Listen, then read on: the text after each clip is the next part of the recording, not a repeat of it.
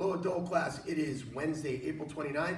Hope you guys are having a great week. Hope you're enjoying the sparring training we're doing this week. Obviously, we can't spar, but we're definitely putting into work today. So far this week, we've worked a lot on footwork. We did some parrying yesterday. We did some hand drills. So today, we're going to jump right into the parrying because we want to build on it. We're going to review the parrying we did yesterday, the deflecting or parrying. We're going to parry to the body, okay? Then we're going to work on some angular movement. And then we're going to get our rounds in. So be ready to rock and roll. As always, make sure you guys warm up before we get started, okay? All right, now that you guys are warmed up, just to review, yesterday we worked on parry. Parry is a subtle deflection of a technique coming into this zone right here. We're just clearing it away from our faces here. So if Joshi throws that punch, I'm parrying it away, parrying it away. Very subtle movement. I don't want to overreach because it leaves me in a bad position. I'm uncovered, okay? I don't want to reach out here. If he's too far away, he can throw that jab. I reach, now my hand's down, now he shuffles and jabs, shuffles and jabs, shuffles and jabs. Right, good. Okay, so, good help, hard to find. All right, so reviewing this here, 10 front, 1, 2, 3, 10. 10 back, 1, 2, 3, 10. 10 1-2s, 1, 2, 10. Okay, get to work. Do your sets. All right, welcome back. Now, that's all good and fair if the punches are right here, but what about when he throws to the body? What we don't want to do is reach down like this to deflect those shots. If I reach like this, for example, if I'm going to punch at you. If Joshi reaches here, okay, I'm going to do that once, and I see his hand come down, bang! Okay, I set him up. That hand, I know that hand's going to be open, that face is going to be open because he's dropping his hand, he's chasing my strikes. So how do I protect the body without dropping the hands? We have these nifty little things called elbows. They're great. So if he throws to the body here, okay, come right here. Boom. That's it. If he throws the other hand, okay, so all I'm doing here is my elbows are clearing my center line. Clearing my center line. My center line's right here. I'm clearing that center line just like so. What's really cool about this, if you're in a fight and somebody throws that punch at you and you clear with your elbow and they put that fist right on that elbow, ooh, hurts the hand pretty bad. They break their fingers pretty good. So we did the 10 high, now we're going to do the body. 1, 2, 3, 10. 1, 2, 3, 10. 1, 2. 1, 2. Now, guys, you're still punching from the face down to the body. We're not doing this. Okay? Punches are still, okay, rock'em, sock'em, robots. The punches are still coming down, just like this. So I'm just clearing with the elbows. 1, 2, 1, 2, 1, 2. If you're the one punching, make sure those hands are coming right back to your face. Okay? So now we've done 10 left, 10 back or right, and 10 1-2s to the body. Now we're going to put it all together. We're going to do highs and lows in a sequence. Okay, just like this. 1, 2, 3, 4. 1, 2. That's 2.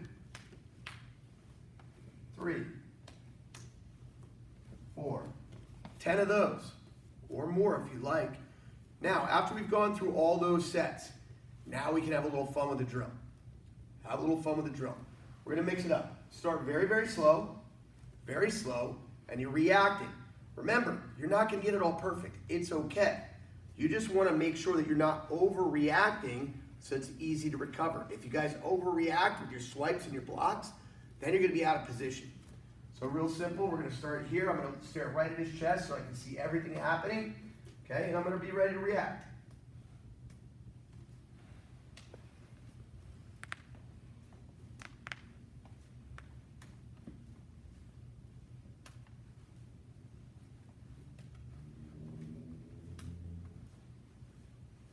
Okay, you guys get the idea.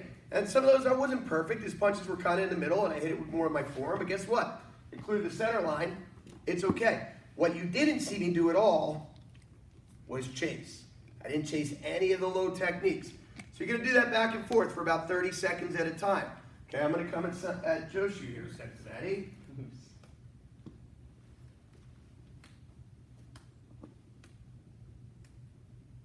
That's the wrong hand. It worked. It did work.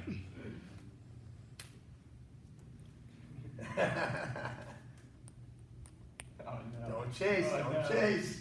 Don't chase. Oh, don't chase. Elbows, Joshua, elbows. See, it's something, it's a skill that we can all work on, guys. So again, you should look. That's it.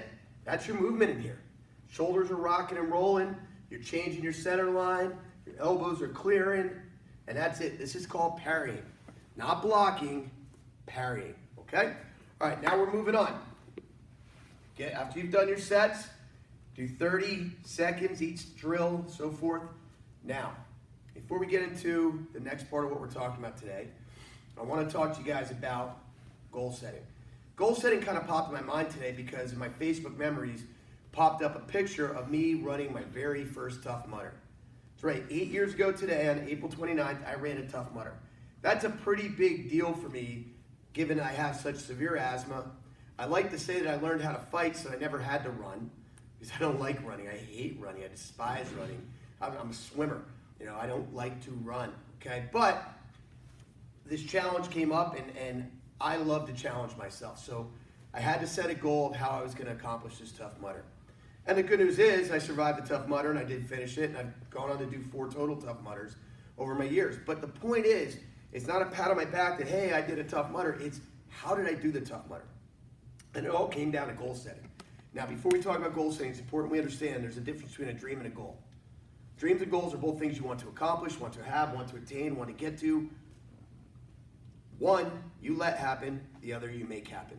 I dream of one day being a millionaire. Right now, that is simply a dream for me because I don't have a plan of action how I'm going to make it happen, short of playing the lottery. However, if I came out and I said, this is what I'm going to do, this is when I'm going to do it by, this is how I'm going to do it, boom. I have a plan now. That dream is a goal. Dreams can come true, but they happen on their own. Goals you make happen. So when I decided to do the Tough Mudder, I followed my true, tried, and tested goal setting steps. 1, decide on your goal. That was easy. Do the Tough Mudder. 2, ask yourself why that's important to you. For me, it was important to me because I wanted to challenge myself. I want to accomplish something that I never before thought possible for me. Okay? I wanted to push my limits, expand my horizons. So that's why I wanted to do it. 3, you have to have a timeline. When are you going to do it by? Well, that was easy. Tough Mudder set the date, April 29th. Okay? 4th, come up with a plan of action. What am I going to do to make it happen? It was not as simple as showing up that day. The first step was paying for it, and I was committed. Then came the training. I had to go out and run. I had to increase my mileage every day. I had to train in a gym. I had to get on a better diet. I had to lose weight to make it through this course. This Tough Mudder was 13.6 miles. I had never run more than 3.2 or 3.6 in a day, and I was running 13. I got there that day, and it was 27 degrees outside. The water obstacles were frozen. You had to do electric shock. You had to jump in dumpsters with ice water. It was brutal. It was agonizing. It was grueling. It was exhilarating, and it felt great when I was done. It felt great while I was doing it. Felt great when I was done. My point again is it's goal setting, and you can apply this goal setting to every aspect of your life. You can do it for your careers. You can do it for school. You can do it for sports. Do it for athletics. You can do it for relationships. You can do it for anything. Again, here they are, guys. 1, decide on a goal. 2, ask yourself why it's important. 3, when do you want to do it by? 4, your plan of action. How are you going to make it happen? And then 5, commit. Commit to it. And let nothing stop you from accomplishing that goal. You do those things, guys, and you can do anything you set your mind to. What I'd like everybody to do is set at least 3 goals before this quarantine's over. Okay? Something that's a martial art related goal, something that's school or career related, and 1 other goal. You can share with me if you like. You don't have to. I'd love to know what you guys are up to. All right, guys, good luck. Now, the next part of training today, the next part of sparring that we want to talk about is the use of angles. How do we move? How do we move on our angles? So the key here, what I'm talking about is if Joshua and I are sparring or fighting, and I throw a bunch of combinations at him, and I'm unloading on him, what I don't want to do is finish my combination, stop, and not move. Okay? Because all he's going to do is retaliate. Okay? My teacher, Shiel Mark Glazer, taught me it's a lot like a flow chart that you use in school. Okay? You do this, and then you have these options below. Well, when I hit Joshu, option 1, or my next set of options are fire, which means strike again, okay, clinch, finish, he's down, or move, disengage. So I threw a punch, oh, decision, threw a punch, decision, that was a fire technique, threw a strike, that's another fire technique, threw another strike, fire technique, clinch, maybe, okay, or move, okay? So every time we strike, that's called fire, fire, firing, I'm firing techniques at him. Every technique, after you fire, you have to decide what's next. Now, clearly, these are super, super fast decisions. Okay? So I'm throwing a combination of, hey. Don't move out. I'm not going to, you're going off screen. Okay? And I'm hitting him, boom, boom, boom. When I'm done, he's either going to be on the ground or we've clinched up. But when I'm done firing, I need to move. And I'm moving on a quarter turn. A quarter turn. Why? Because in order for him to retaliate, he has to turn. Now I come in, hit, boom. Quarter turn. He's got to retaliate again. The same thing works defensively. He's coming at me. I don't want to stand here. I need to move. So I need to move. I need to keep moving. So he constantly has to adjust to be able to hit me. So this is what we're going to work on, guys. Really simple. Straight ahead, no partner needed yet. On your own, you're going to go for about 30 seconds. Throw a handful of combinations. But every combination, and it doesn't have to be our curriculum combinations, any combination of techniques you want to throw, as you finish the combination, you need to move on a quarter turn. Now, when you move on a quarter turn, I want you to visualize where your opponent is. Don't move on a quarter turn and turn your back to him. Okay? Move on that quarter turn and make sure you're still facing him. Okay? So here, we're going 30 seconds. We're facing you guys. Boom, boom, boom, boom, boom, boom. Boom, just like that. I want you guys to do a couple rounds. 3 rounds of 30 seconds, 4 rounds of 30 seconds. Just do your combinations in the air. Get used to quarter turning off that. You can do that with a partner as well. Do not hit him. Okay, you guys can do it back and forth too. So first of all, he's going to be a stationary partner. He's just going to be a dummy. You're good at that, okay? So from here, I throw my combinations. Bang, bang, bang, bang, bang. I'm moving. You adjust. I'm moving, okay? Or it's a give and take. We're both training. I throw one and move. He adjusts. He throws one and moves. Okay, so I come in. He moves. Now it's his turn. And he moves. Okay? Now it's my turn. And I move. Now it's his turn. And so forth. Okay? So all you're doing there, guys, you're getting used to engaging. You're off camera. You're used to engaging your opponent. And then you're moving off. Engage and move. Engage and move. Engage and move. Okay, guys? So, get to work on this. I want you to do about 4 30 seconds round, either in the air or the partner. I love doing it with a partner if you can. Okay? All right, great. So now, time to get some conditioning in, guys. Time to get some conditioning in. Here's what we're going to do. All right, first round, we're going to start moving around. Just footwork. Just footwork, okay? Just looking at my opponent, just footwork. 1 minute round, just like this, just working your footwork, being light on your feet. Practice, as you're moving, constantly changing your angles on your opponent. Constantly changing your angles, so you're working your movement. That's round 1. Remember, don't start this until I explain them all. You're doing 10 total 1 minute rounds with 30 seconds rest. Round 2, now we're going to add in parry. Okay, we're moving around, he's throwing techniques.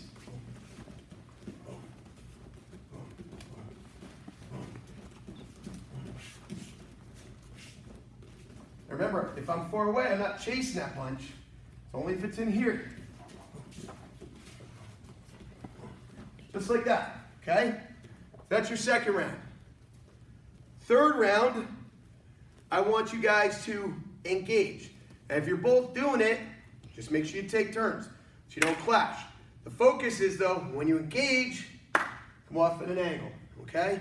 So we're gonna take turns. Remember, if your partner's not doing it, they're just your practice target dummy, okay? All right, so here we go. So we're moving around.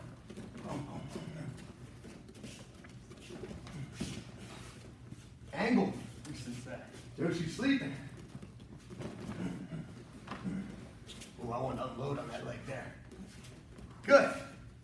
That's round 3. Just working your angles. Feel free, though, when that person's engaging you, power it as it's coming in, too. Okay? Good. So we got 3 good rounds of training in right now. Guess what? The next 7 rounds. That's right, guys. 7 rounds.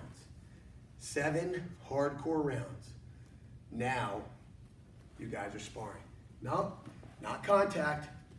No contact sparring. 7 1-minute rounds, 30 seconds. Why so much?